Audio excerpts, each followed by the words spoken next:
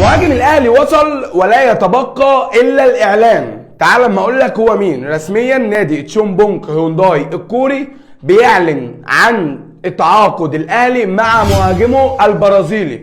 المهاجم اللي انا قلت للناس عليه جوستافو سوزا. الناس كانت بتقول لك انت كل يوم يا عم الحاج تقول لنا عن مهاجم وتطلع تقول لنا. ما كانش فيه مخلوق في مصر او اعلامي عنده مصدر موثوق يقول عن مين مهاجم الاهلي.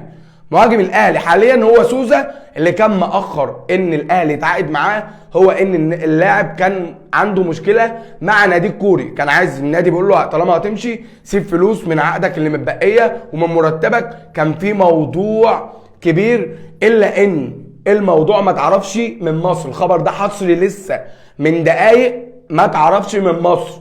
المصدر هناك نادي تشومبونج هيونداي اعلن عن خلاص ان الاهلي اعلن التعاقد مع المهاجم البرازيلي، وان المهاجم البرازيلي هيعمل الكشف الطبي يوم الثلاث، وفي خلال 24 ساعه اللي هو يوم الاربعاء اللي انا قلت للناس عليه الاهلي هيعلن التعاقد مع جوستافو سوزا.